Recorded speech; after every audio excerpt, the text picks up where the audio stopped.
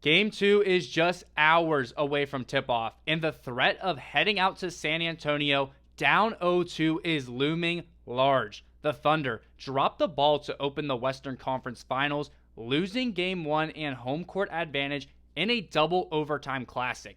And we've got all the last-minute must-knows for OKC's biggest game of the season right here on Thunder Digest, the top spot to get all of your OKC updates in one easy place. And to join our 10K jersey giveaway, make sure that you are subbed up and then buckle up, Thunder up, because it is time for a Game 2 breakdown.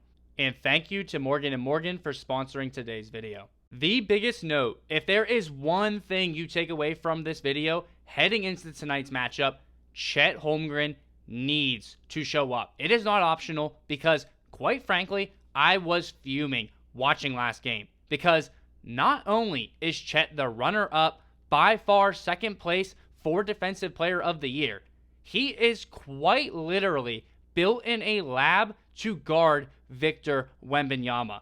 His combination of height, length, and agility, if you went 1 to 15 down all 30 NBA rosters, Chet Holmgren is the single sole player you would pick to guard Wemby one-on-one. And on top of that, he's really good at defense. The few times that I did see Chet guarding Wembanyama, Wemby was forced to take and missed some fadeaway jumpers. And I know that Chet had that help side block at the end of regulation on Wemby, but the bottom line is we just let a 7'4" guy score 41 points by repeatedly drop-stepping on guards, keeping the ball above his head, turning, and putting it into the basket. When we have Chet making sure that he doesn't throw a pass to the corner. Brother, why on earth would Wembanyama even consider passing that ball? The only times that Caruso or Dub were able to stop him, it was breaking up the entry pass. And Wemby grabbed 24 total rebounds, well over half of OKC's team total. Chet, the second best defensive player on the planet, please go up to Coach Mark and demand that you take that matchup because you're the only one who is built to do it. And then offensively, it is almost ridiculous. A non-factor, 1 field goal attempt in the first half. Chet finished with 8 points. But across 5 games that he's played against San Antonio, he has averaged 10 points on 36% shooting this season. And I watched him get one-on-one matchups with guards. He didn't look to get physical. He tried to get to a step-back three-pointer. He needs to take the challenge of Wembanyama head-on, both offensively and defensively, for the Thunder to have a chance in this series. Point blank, period. And on the other chance that Coach Mark is the one refusing to let Chet take this Wembanyama matchup, then that adds to the list of improvements that he has to make going into Game 2 as well. I mean, starting with the starters, who scored 0 points to start the game until Alex Caruso woke us up with a mini run on his own. And all the way down to the substitutions, because Aaron Wiggins checks in to take and miss 3 straight corner threes. Meanwhile, Isaiah Joe DNPs and J-Mac, who has the highest rating on the team with the 8th most minutes, he doesn't get the minutes from the 3 as well. Considering we took half of our shots from beyond the arc, why not have the 2 best 3-point shooters out there more often? And it's not because of perimeter defense, because all of the Spurs' points were coming from in close. Mark drew a great play for Shai to get the game to overtime, but other than that, the team looked to have 0 offensive direction, especially early on. AJ Mitchell and Chet Holmgren, your second and third scorers last series, took 1 shot each in the first half. OKC played right into the Spurs game plan, shooting threes. Shai had 4 points at the break. Coach needs to make some adjustments there. Come up with something, anything, to get one of the key guys going and get the team running. And Coach also took out AC and JDub to start the double overtime when those 2 players were carrying all game long. Those 2 players were also the only 2 that didn't look scared to attack Wemby. Everybody else looked like they weren't told that he would be in the paint. So heading into Game 2, Mark's got to not only make the right rotations, but now he has to do so while keeping in mind the minutes that everyone just logged in a long Game 1. This team came out flat last game. They looked ill-prepared. They bent the knee to the Spurs. They let them dictate that game. And if it happens again tonight, just like that, the season is likely over. Let's just call it how it is. Game 1 definitely looked like the Thunder hadn't played a game in a week. But a big takeaway I had, Alex Caruso will be an X factor this series. And in Game 1, he stepped up from the very start. OKC was asleep early, dead asleep.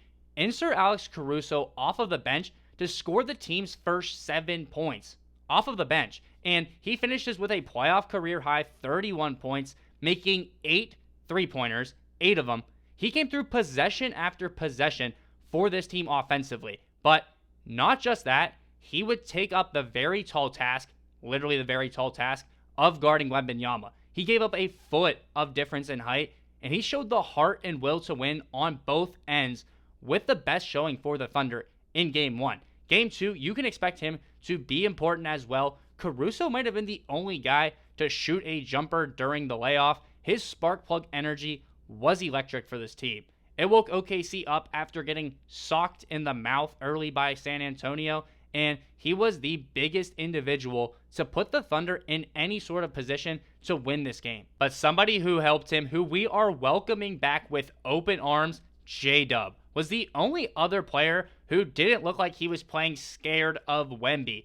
And he is the second guy who kept the Thunder in striking distance. Playing his first game since the Sun series, JDub was like a dog off of the leash in this one. He got downhill with authority, matched Alex Caruso with 10 points in the opening quarter.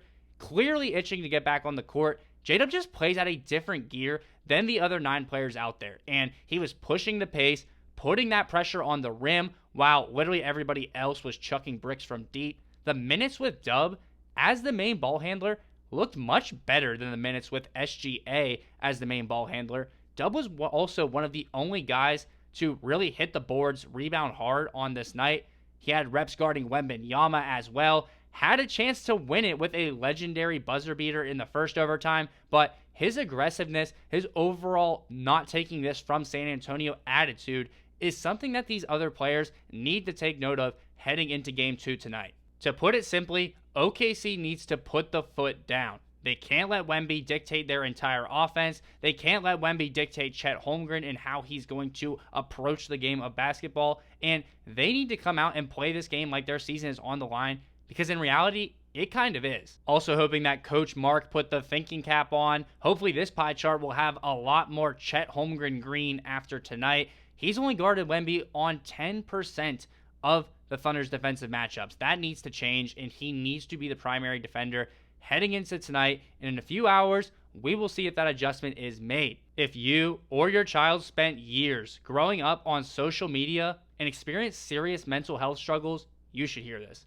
Recently, a jury ordered Meta and YouTube to pay millions for their role in designing and promoting addictive platforms. They knew their apps could contribute to anxiety, depression, and body image issues, but they did not share those risks while prioritizing profits. The recent historic verdict underscores the consequences of those decisions. Now, Morgan & Morgan is stepping up to hold these platforms accountable for the harm they caused. Click the link in my bio to take a short quiz. You may be entitled to a potential recovery of over $1,000. And thank you to Morgan & Morgan for sponsoring today's video. Make sure that you're subbed up to catch Ryan in the postgame, dropping right after OKC evens up this series. I'm trying to speak it into existence here, but also subscribe to join our 10K jersey giveaway. Trying to give away a Cephalosha, Jeremy Lamb, Alex Abrines, Hamidou Diallo jersey. Anyone you want on the OKC Thunder, it could be yours. Just make sure that you sub up. And if you watched all this way to the end, join the Thunder fam anyway, because we are bringing you guys all that daily content, all your OKC Thunder news, all in one easy, simple place. Thanks for sticking around to the very end, Thunder Nation, and make sure that you sub up, buckle up, and Thunder up, because tonight is the biggest game that Oklahoma City has played all season long. And if they want to go back-to-back, they're going to have to go right through the San Antonio Spurs to do it. Make sure you catch Ryan in the postgame. Make sure you catch me in my next video. I hope to see you there. Peace and love, my friends.